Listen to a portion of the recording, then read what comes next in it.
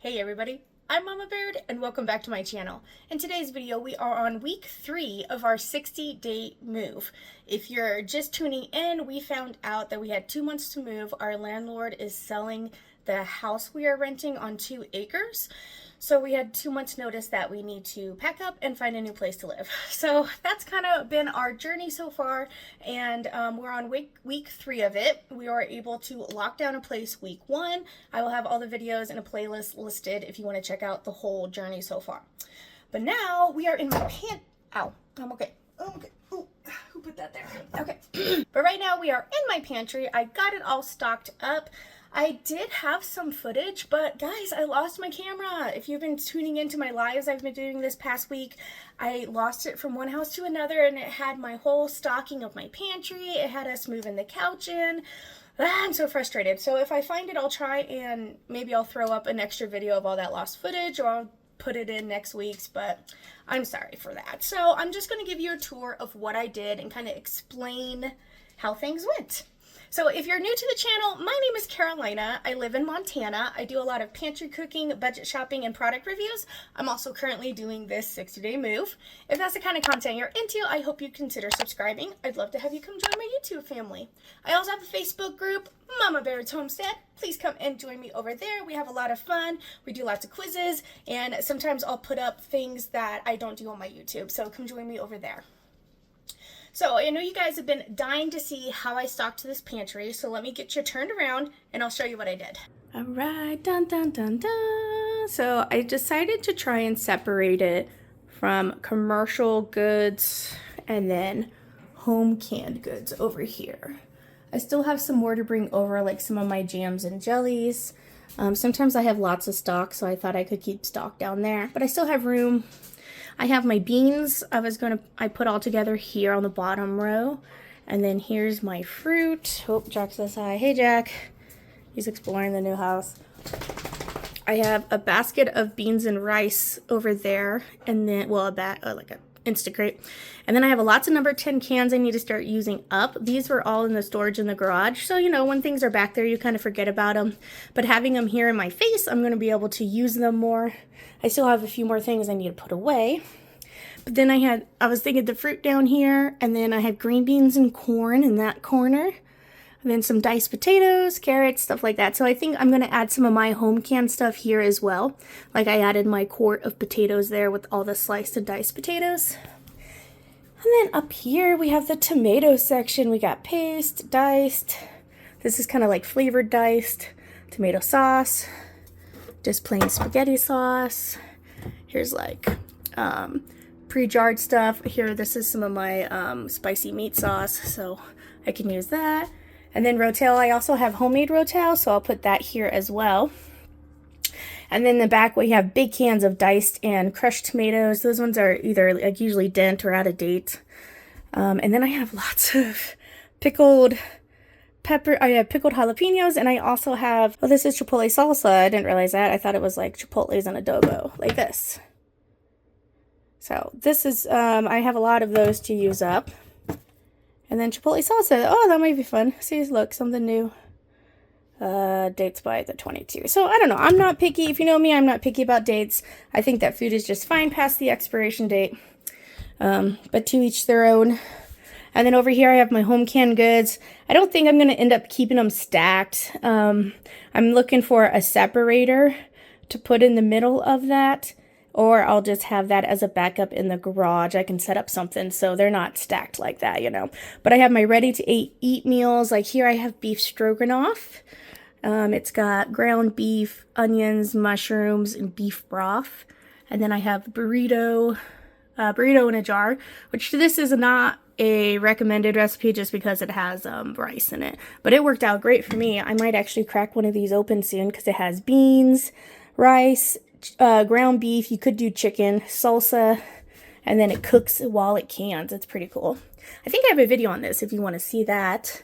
And then like some of these, like my beef stew, 821, I really need to get that used up. Like that's the very first thing that I pressure canned that was meat. It was raw beef, potatoes, carrots, onion, and celery. You know, and it's still good. I canned it and then I didn't know what to do. I'm a newish canner. I've picked it up probably about a year after I moved here. And then this is all chicken and turkey back here. And then I have my raw chicken that I cook. And this is cooked turkey that you already pre-cook. And then here I have some lamb. And this is just good. Like, this can go in Hamburger Helper, you know. You can substitute this for beef. I also have some canned stuff up there. So I might move my home jarred things up there. And then here's my chili, like pretty much ready to eat foods that are canned there. Some chicken breast. And then I just got like random stuff like coconut milk, Nutella, things like that. I got lots of malto meal back there. Some couscous that I need to get used up. Some of my sides. All macaroni and cheese. And then I want to put more stuff that looks like this in a jar that's labeled. So I might do that with those macaronis. And then we're going to have oats back there. And then some of my pickled stuff. I'm also going to have jams and jellies there too as well. This is just barbecue sauce re-jarred up. And then up on the very top, I just got some big bulks of stuff like graham crackers, crackers. These are actually alphabet pasta. I've been, or it fell. Oh, I dropped the pea. All right, who peed on the floor? All right, but these are alphabet ones. I thought this would be fun to make homemade, like here, I have SpaghettiOs here. Gideon and Betty love SpaghettiOs. So I was going to try and make homemade ones with these alphabet ones. And it was cheaper to buy a whole entire case of them than just one bag. So I just got the whole case. And then that's some powdered milk. I got some bacon crumbles I've had for a while. I don't know if I'm going to try and repackage that to like maybe chamber vac that. Or maybe I could just start using it. Yeah, and so a lot of this stuff I had stocked up on before I became a canner and before I really started cooking more. So what have I learned this week is kind of a big question for me. I've had a lot of realizations of how much food that I really have and why do I feel the need to have so much food in my house, and where does that come from? Like, where does that stem from? And I definitely have food insecurity. Like, the first thing I worry about is feeding my family. I think that comes from my mom. Unfortunately, my mom passed away a couple of months ago, so I can't ask her.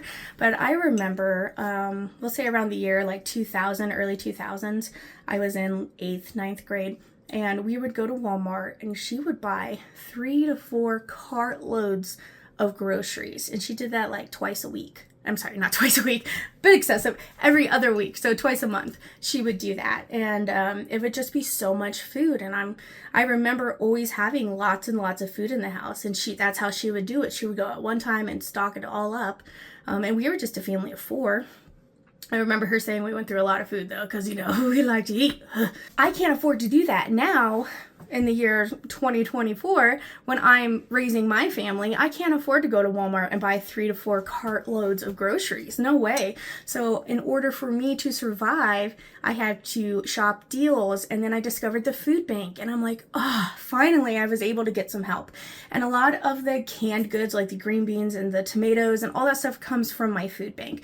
They give you bags of canned goods that sometimes you don't get a say in what you get, which is okay. I love the mystery of it, but they give you bags of it, and if you're a family of 5, they give you 2 bags. So sometimes I can get up to 8 cans of green beans a week, and that's just because that's what they give me. Or I can get corn, so that's why I have an abundance of certain things.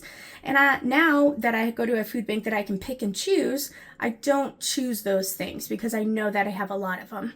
But I also need to start using them more as well. So I've decided that I'm going to take a break from going to their food bank. I think I finally feel secure. You know, I'm looking in my pantry and I'm like, man, we'd be good if something were to happen, you know. Okay, we're good. I feel like I'm doing my job as a mom. I got everything stocked. I would just have to pick up, you know, dairy stuff here and there, but I feel like it's time to start digging in and using the food that I got, and, you know, just stepping back from needing so much assistance from the food bank. I'm so grateful for it because I don't have food assistance or anything. We make a little bit too much to be on any kind of assistance. So I would not have been able to have this stockpile if it wasn't for me going to my local food bank.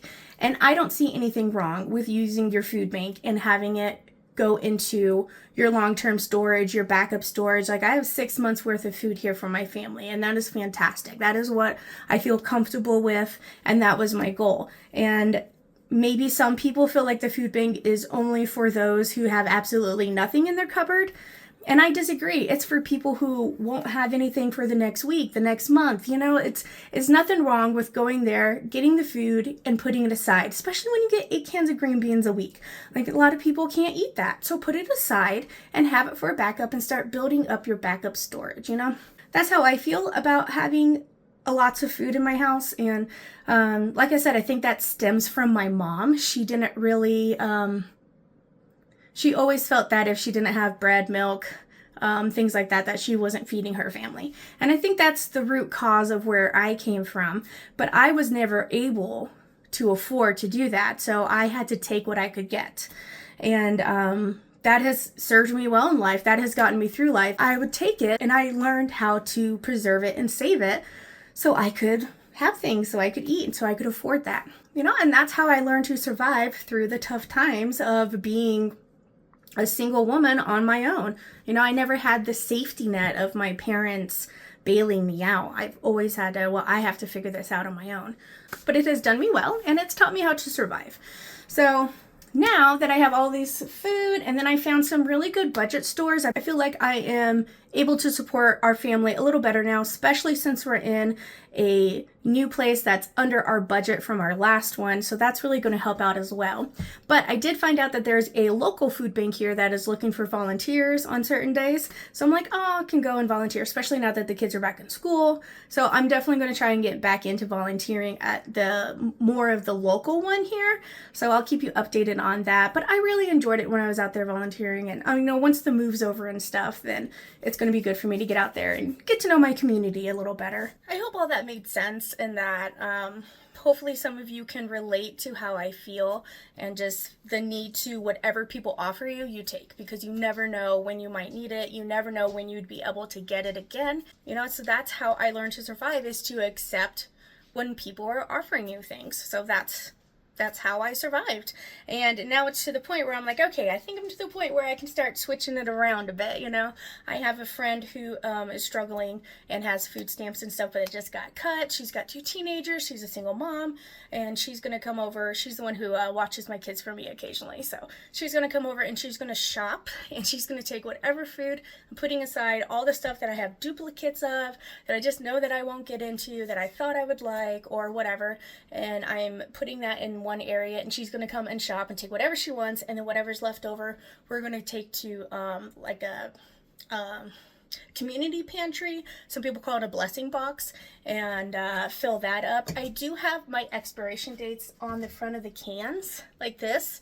So it says 9/21. Hopefully this isn't backwards. I'm using my phone. But it says 9/21 here because that's the month and the year that it expires, which it's just a Best By date. It's not a you're gonna die by date, okay? You can still use cans goods well past their expiration dates. So but I have those written on there. Now that one I'm keeping because it's so old, but ones that are like from 2022 I'm gonna put on there, and it has the expiration date. So if people are like, ooh, that's expired, I don't want it, they don't have to take it. But I know there's people out there like me who's like, oh, I don't care, I'll eat it, and they'll take it. So I'm gonna put that on there so people can kind of pick and choose that. But yeah, I'm really excited about this pantry. I think during my lives now we can come in here and you can get, like, I'll show you my pantry. You guys can pick something. We can create a meal based off of what's in my pantry. I think that sounds like a super fun, challenging live. Yeah, so I still have some work to do, but this is what I'm up to for now. We also got the couch moved over, but there was a bit of a hiccup. And that's that it didn't all fit. So we have this, we call this our Saudi rug. And then this is our couch, but there's another part of it that hooks up here that goes this way that did not fit because it was too long. If we would have pushed it out, then we wouldn't have had any opening right here like where Jack is. You know, it would have been half that size. Good boy, good boy, good determination, good boy. So it would have been half that size, and we wouldn't have had any walkway. And if we would put it this way, then it would have cut off into the door, and as soon as you open the door, there'd be couch right there, you know? So we get 2/3 of our couch, and then of course my big giant comfy chair made room for that. I can't really recline it back, but that's okay. We're gonna have the TV set up here. We'll see how it goes. I'm also gonna have, we're gonna try and put the desk right there. Hopefully that'll be enough room with it, you know. We're definitely finding out that it's a pretty small space. So, and then we're still working on this. I don't know about the shoe thing. We were kind of thinking about turning that into a Lego thing for the kids. So we definitely still have lots of work to do, but I think we've gotten pretty good so far. For that third of the couch that wouldn't fit in the living room, we have that in the garage. A lot of you suggested having a garage family center. I think that's a great idea, especially since we got a couch out there now. And we have a TV in our, we call it our arts and craft room right now, that is a bit broken because it has a circle where the screen doesn't work with some lines where a ball hit it exactly, and so that area is black. So we made that for the kids. If they watch TV, they gotta go watch it, and on that screen, I'm like, you broke it, you get it. So we could put that in the garage, and we could have like a screen there. Maybe we could put like the Wii or something out there so they can play the games out there. I don't know. We'll see. I'm talking husband into it. We also were able to get my chest freezer and my garage fridge over, so that's fantastic. I'm so glad that I could have them over here. I was, you know, I physically feel better knowing that my food's safe and that, you know, I got my freezer over here. I went through it. I'm like, all right, I need to cook a turkey, you know, or I really need to pull this last case of bacon and get it prepped. That's one thing I got to do too. I got one more case of 40 pounds of peppered bacon in the freezer, so I need to get that preserved, at least bagged up so it lasts longer and vacuum sealed, you know. So anyway, I found some projects that I want to do once we get all settled. Everything is going really well though. We are able to get that stuff over. Today we still have the trailer. It's starting a new week, so we're going kind of into week 4 here. We have to rent a trailer every weekend, so that's a little pricey, but we're trying to get the most of it and make as many runs as possible. So in this next run coming up, we loaded it last night. I'm already at the house just because I wanted to give you guys an update. I'm going to go home. I'll probably edit this, and then we'll run over here and do another load because we have the back patio set. We have that on there. We have a dresser. So we just have a few more things. We think we're going to break down Betty Jan's bed and bring that over.